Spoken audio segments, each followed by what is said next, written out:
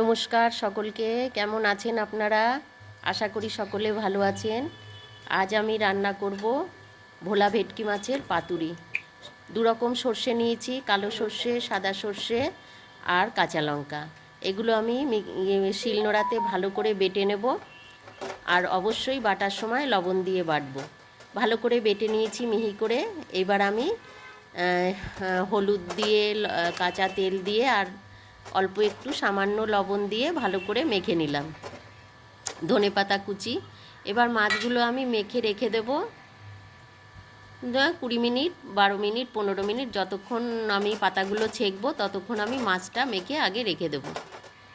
এবার আমি কলা পাতাগুলো ভালো করে ধুয়ে পরিষ্কার করে নিয়েছি। এবার কলা পাতাগুলো একটু তেল লাগিয়ে নিচ্ছি, তারপর চাটু গরম করতে দিয়ে চাটুতে একটুখানি এপিট ওপিট করে ছেঁকে নেব, যাতে কলা পাতাগুলো ফেটে না যায় মাছটা মোড়াবার সময়।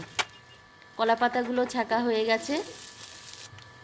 এবার আমি মাছটা একে একে প্রত্যেকটা পাতায় একটা একটা করে দিয়ে আমি ভালো করে সুতো দিয়ে আটকে নেব।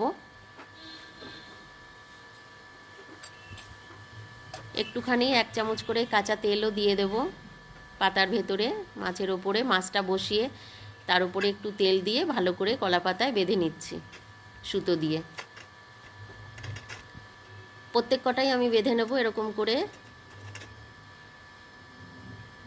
এটা একদম সিম্পলভাবেই করছি, আরও অনেক কিছু দিয়েই করা যায় এটা, কিন্তু নারকেল দিয়ে, তারপরে আপনার কাজু টাজু বাটা দিয়ে, পোস্ত দিয়ে, কিন্তু অন্য দিন করবো। আজকে একটু সিম্পলভাবেই করলাম, ভাবলাম শুধু সর্ষে দিয়েই করি, সর্ষে কাঁচা লঙ্কা দিয়ে। সব রকমই খেতে হয় মাঝে মাঝে। এবার আমি অন্য একটা প্যানে একটুখানি তেল দিয়ে কড়া গরম করে নিয়েছি। এবার পাতাগুলো একে একে সবগুলো গ্যাসটা মিডিয়াম করে দিয়ে উল্টে পাল্টে ঢাকা দিয়ে দিয়ে ছেঁকে নেব, যাতে মাছের ভেতরটা ভালো করে সেদ্ধ হয়।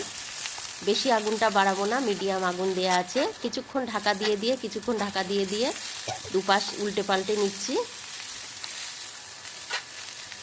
তেলটা শেষ হয়ে গেছে, ওই জন্য একটু জলের ছিটা দিচ্ছি, যাতে আরও ভালো করে ভেতরটা সেদ্ধ হয়ে যায়।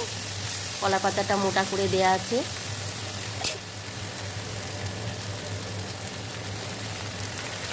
আমার রান্নাগুলো আপনাদের ভালো লাগলে অবশ্যই আপনারা কমেন্ট করবেন, আমাকে শেয়ার করবেন, লাইক করবেন, আমার পাশে থাকবেন আপনারা। হয়ে গেছে, একটা আমি আপনাদেরকে খুলে দেখাচ্ছি।